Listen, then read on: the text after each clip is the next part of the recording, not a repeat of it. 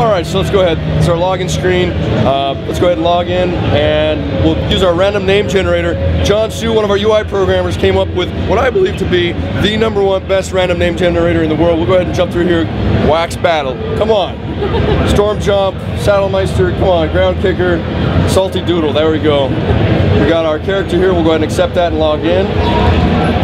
Players logging in from home will have far more control over the customization of the character. And let's go ahead and jump in here.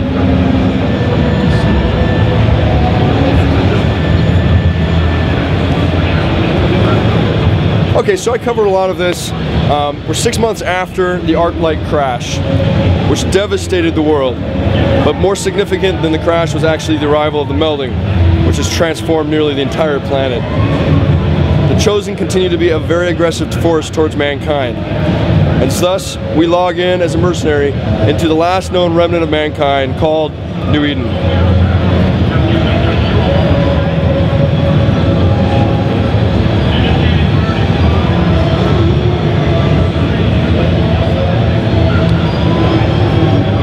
Humans have raced to get back up on our feet, to really try to establish military control and defense against the Chosen, to try to establish food and water supplies, to make sure that we're able to be healthy and to actually get back to work and get back to trying to figure out what life is like after this disaster.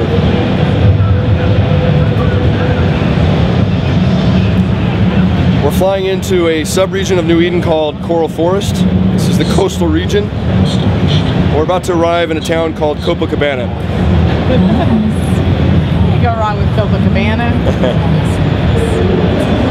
Now, Copacabana used to be a bustling resort town down in Brazil. This is near Fortaleza, Brazil, where the disaster happened.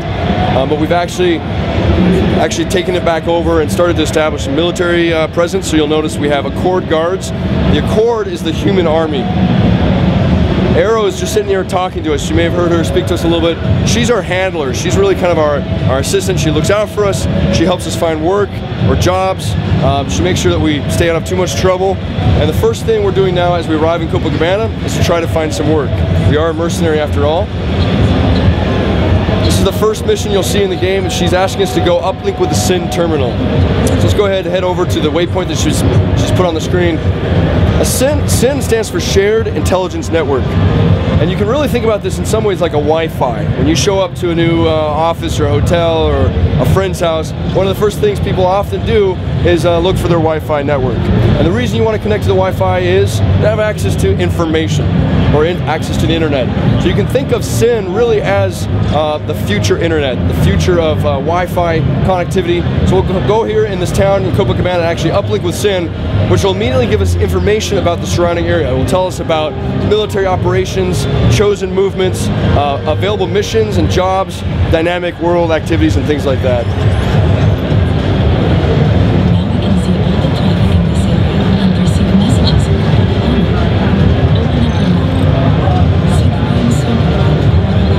Okay, so right here you can see the radius of this SIN terminal, and there's really kind of this fog of war around the rest of the world. That's because I have no SIN data for that area of the world.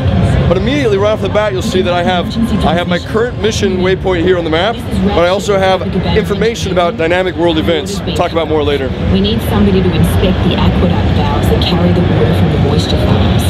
Can you help? We have to help them. The melding has destroyed all of the other moisture farms in this area. If this one goes down, Copacabana won't have any water. Ratchet, we're on it. Thanks, please hurry. Okay, so I was briefly talking over Ratchet, but one of the things you may have heard her say is our water supplies have been down in Copacabana. Obviously, water is a pretty valuable resource nowadays, and it continues to be pretty important for life 200 years from now. That doesn't change. But one thing that has changed is the availability of fresh drinkable water. So we've actually built a moisture farm north of Copacabana, and we have an aqueduct system that brings water to Copacabana for civilians and for the citizens. However, we haven't been receiving water lately. So Ratchet, who's the engineering manager of Copacabana, has asked us to go inspect the water valves. That valve is been converted. Hurry, see if you can shut it off.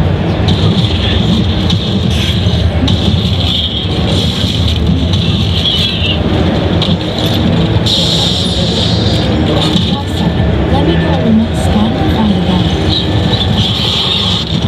This valve station is ruined. I see the data now.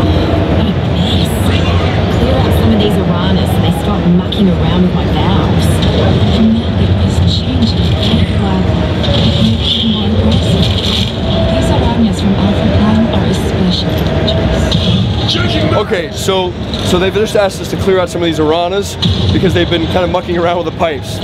We think they're responsible for why the water hasn't been flowing. So one thing to point out, FireFall is an action-based shooter. This begins, of course, with our jump jets, which makes for a very fun combat experience. It also allows us to really use kind of the verticality of our terrain and our environment for some really fun combat. So it's something that we've invested a lot of kind of time and energy on. Our engine was really built to support beautiful three-dimensional terrain, beautiful concave terrain. So you'll see here we have these just incredible overhangs that you really don't get in a lot of online games. A lot of times maps or terrain will be using a 2D height map, and so you'll just have these kind of steep slopes, but you won't actually have overhang concave terrain. So something that we're really proud of and excited about, which adds a massive amount for the combat experience. So in addition, all of our abilities and weapons are physics-based, skill-based. We really want to make sure FireFall is a competitive shooter. So for example, my current ability that I have equipped is called Crater. And Crater actually is a death from above kind of slam down, splash damage ability. The higher I am, the more damage it does. So let me try to get some altitude here. And so I cleared out some of those Aranas, no problem. We also have really tried to design our abilities to support kind of co-op play, to really give squads and team members opportunities to work together in interesting ways. So for example, the medic has a really great ability called Supercharge, which actually gives a player unlimited ammo and faster rate of fire for a short period of time. The Recon also has an ability that changes how his sniper rifle fires, to actually send out resonating bolts, which are explosive charges. If you combine the two, you're giving the Recon almost double the number of explosive charges in that short period of time, allowing him to actually take out an entire enemy squad.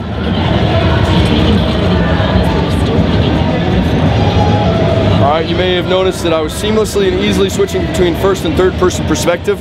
When we set out to build the game, we had much discussion / debate on the team on whether we're a first person or third person shooter. And you know, ultimately we're like, why pick one when we can have both? And to be honest, it really does pay off. There are many situations where you prefer one over the other. For example, if I play medic, I tend to want to play third person so that I have nice kind of situational awareness of where my teammates are. But if I'm playing kind of head-to-head with another player competitively, I'll go first person with my assault or my recon or my dreadnought so that I can really focus on my target.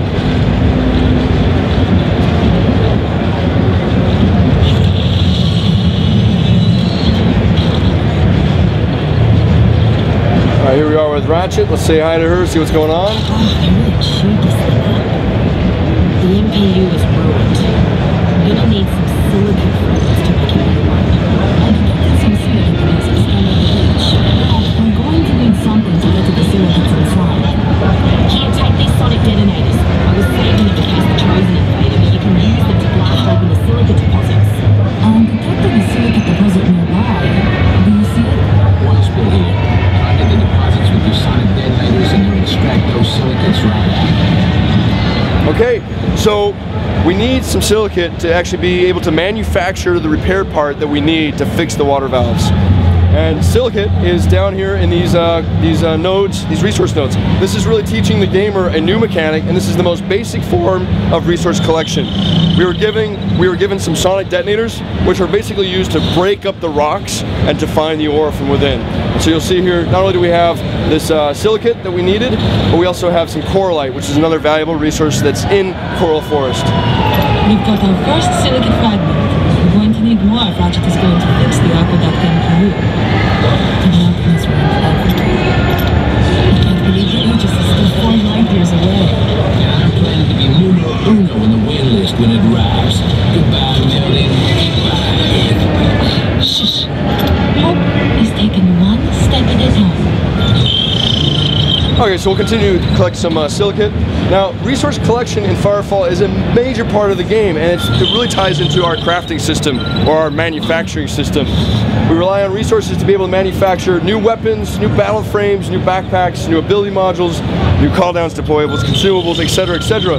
And so your ability to actually find resources and then to harvest or collect those resources is a critical component to the experience. Like I said, this is the most basic form of resource collection.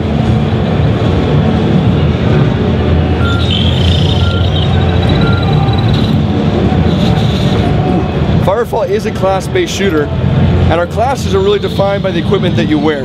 You can switch this out on the fly at a battle frame station, which really is important for PvP, so that when you're in battle against other players, if you need to change up your strategy, no problem. You go to your battle frame station and switch out to a medic or to a recon or to a dreadnought.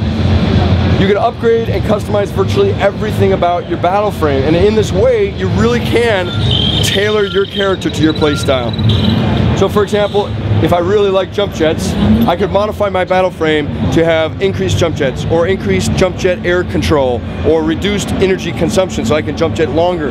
But maybe I want to actually have faster run speed, so I can actually increase my run speed, or my health regeneration, or my damage mitigation. There are so many different ways to customize your character that by the time you're kind of a higher level character competing with other players, you will really see a wide range of kind of loadout options between each of the battle frames. We recently had a tournament inside the office among the team. We had 12 teams of 5 competing in Sunken Harbor. And what we found, everyone kind of loaded up on resources and had high-level characters and completely customized their battle frames. And we have a lot of min-maxers on the team. And it was really kind of cool to see that there was no one winning strategy. It really did depend on your play style and how, if you're more aggressive as an assault, or if you're more defensive, or if you like to play more as a squad, or you're a solo guy. So there are options for every kind of player.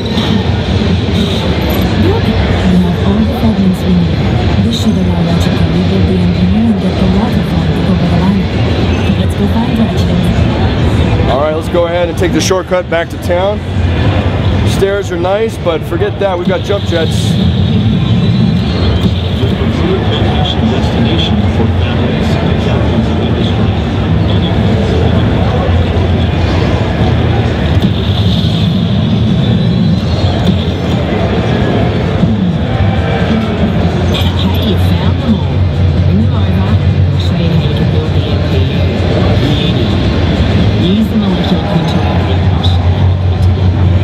Okay, so this is how we're introducing the player to our manufacturing experience.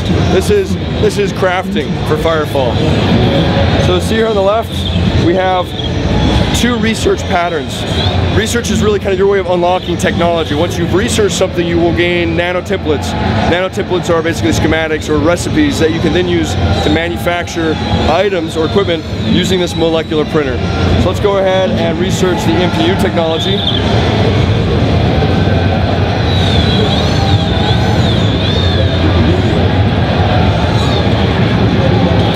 This is the item that we needed to create for Ratchet in order to fix the MPU valve and hopefully get water flowing again.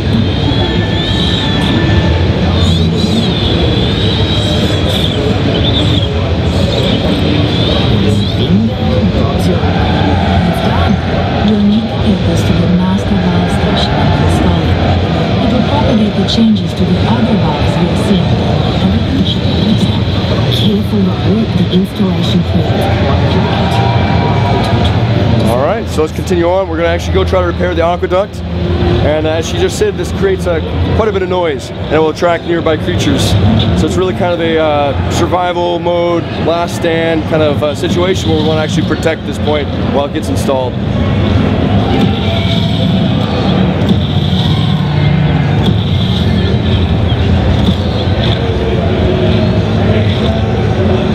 Really worked hard to build our engine so that it really renders well on a wide range of hardware. We want to make sure that as many people as possible can play the game. So even though we've built these vast, beautiful, far-reaching vistas in this environment that you can go and explore anywhere, we've really done a lot of work on our technology to support even the lower end specs. Alright, it's party time. Time to get the aqueduct fixed.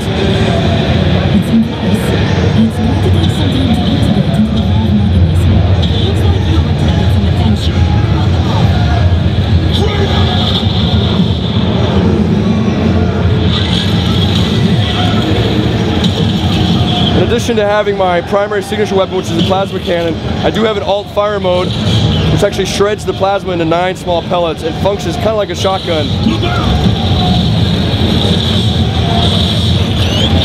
As with everything else, I can customize this. I could switch out my scatter shot with a plasma nova or even a triple shot, which is fires very, very differently. I'll show you that in a little bit.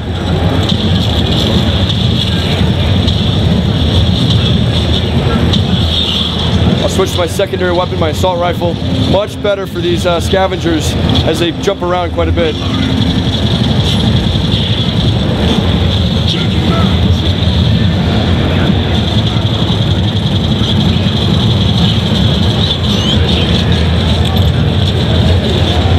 All right, it's party time.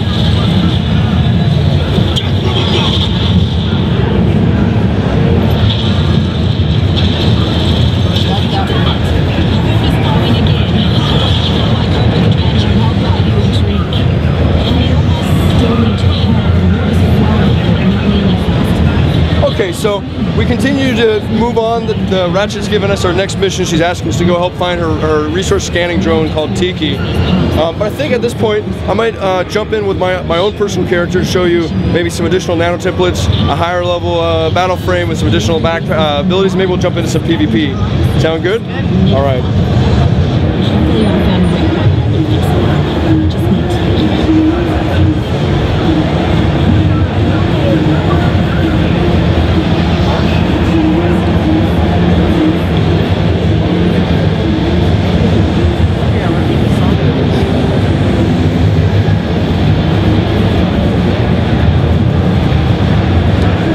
So I'll go ahead and queue for our newest PvP map, our competitive esports map, and show you a couple things while we're waiting for the queue.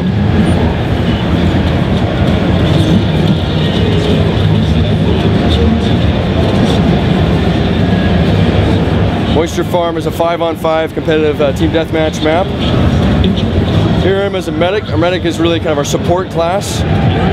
You can spec him out to actually be offensive with a vampiric beam and some offensive abilities, or to be all about healing and keeping your allies alive in the upright position. I do want to go over here to the... Oh, that was a fast queue, okay. I'll show you afterwards. We're really excited about this map. We've gotten a lot of feedback from competitive teams, and really the feedback that we've gotten is that players really, to be competitive, they really like to have smaller map sizes, 5-on-5, where the action's really focused, because it allows them to really kind of get teams together for practice and for play much easier than if you have a 10 or 15 person team. So we're waiting for a few more players, and while we're waiting, I'll go ahead and explain a couple of things. We have Sunken Harbor, which is another team deathmatch map. Our team deathmatch is different than most games in that when I kill someone, they're actually not dead immediately, they're incapacitated, they're down. Your allies can go and revive down members, or enemies can come and execute you. What's cool about this is it kind of gives you some interesting strategies. I might not always want to execute an enemy who's right in front of me, because I might want to leave them there as bait and hope that one of their allies comes to revive them and get a cheap shot off on their enemy while they're reviving. Recons can plant proximity mines or long-range mines on an incapacitated player. So when their ally comes to revive them again, bam, it blows up and takes them down. But really, the points are scored when people they bleed to death or they're executed, and so that's really an important thing. If I have a chance to execute someone, I'm going to try to do that right away to prevent making sure that they don't have a chance to come and revive their allies. Unlike Sunken Harbor, where we have team bases, we have a very different kind of feel to Moisture Farm, because in Moisture Farm you have random spawns. There is no base, there's no turtling up, there's no regrouping. It's on the fly, crazy, chaotic, intense, fun combat. In addition, we spawn at a random location, we spawn a double damage power-up every so often. Players are given a 30-second notice of where the power-up is, so that we can really kind of redirect combat to surround that area for really kind of focused fun.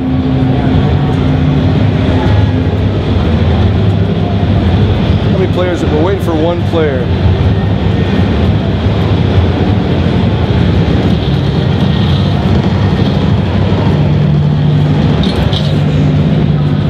Okay, warm-up's going, it's time to start. Let's get ready for some action. With my higher level character, I have 3 abilities. One crater you've seen. I have Afterburner, which is great for getting into or out of combat. And then I also have Shockwave, which is awesome if you have a handful of enemies right in front of you. It's close to the ground, so they can try to evade it, but if they don't, they'll get pushed back and be given a lot of damage. All right.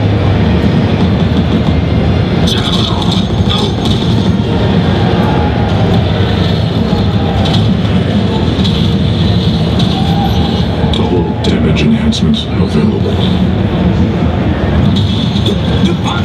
All right, I'll quickly try to execute this guy. All right, nice, nice. Okay, double damage is available up here on the hill. I'm gonna afterburner to try to get there faster. It looks like they may be encroaching on it. Okay, great, great. Now I just need to find someone to shoot.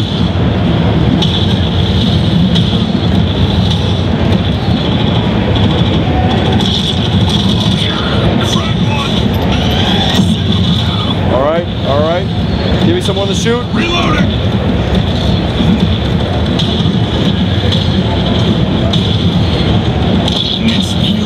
Oh, oh. I need a medic.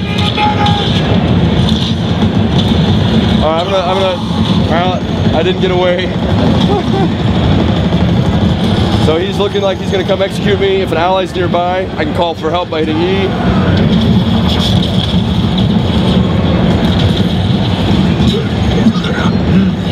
Okay, and again, I'm back in with a random spawn. Okay, I got off a crater. They're just overrunning me there.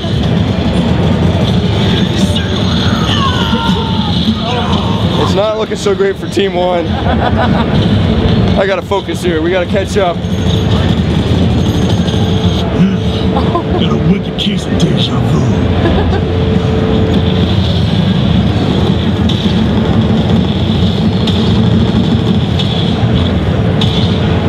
Try to take that turret out. He's causing us a lot of pain in the middle. That's an engineer turret.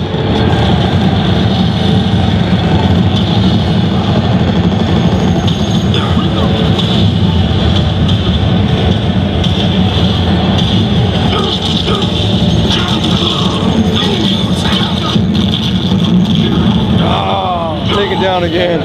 All right, I'm gonna switch on over to my Dreadnought.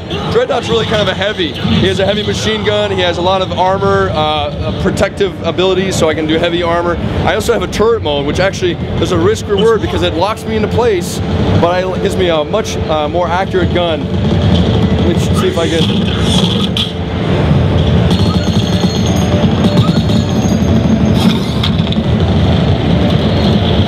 Damage enhancements available.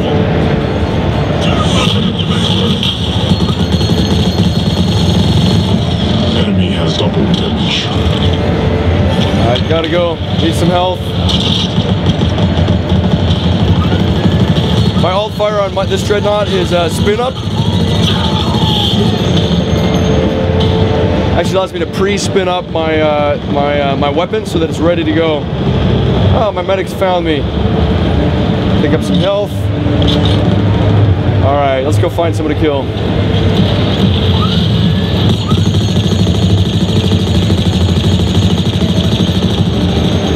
Reloading!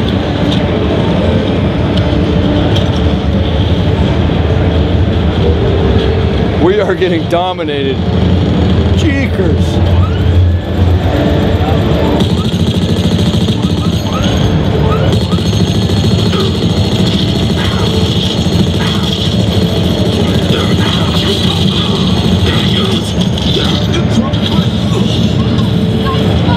We've got a medic, we have a recon, Dreadnought.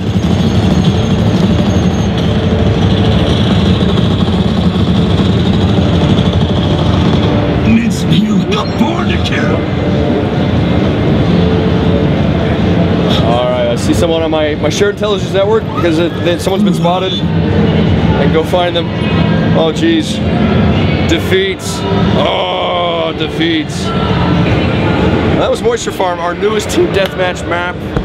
And I hope you enjoyed seeing that, checking that out. Please stay tuned. We are constantly evolving the game and adding new content. Every week we do a build for our beta testers. We're working on new competitive features such as spectator mode and our tournaments. Getting those pushed out to our beta testers will be a really big step for us. And of course, additional PvP maps as well. And when is the date for this to come out? You know, we don't have a launch date. And we're not like a traditional box game where we need to do a big marketing push to convince people to leave their house and go down to Best Buy or Walmart and spend $60. We're a free game. We're absolutely free. You can go to the site, download it, play it. And so what we're trying to do is just grow the beta test, make sure that we're continuing to scale properly on our hardware, our server side, and also make sure that our community can stay kind of close and continue to kind of excuse me, as a community. And so every week we're giving out more invites, giving out invites to people who are in the beta. So if you're really interested in joining in, make sure that you get to meet someone who's playing and ask them for an invite. We'll continue to grow from here on out. So at some point in the future, we just imagine that everyone who wants to play FireFall will be playing it, and so at that point we'll no longer be in beta. Sounds good. Thank you very much. Thank you so much for your support. Thanks for joining us. Please check out firefallthegame.com if you want to check out more about the game. Sounds good. Take care. Peace.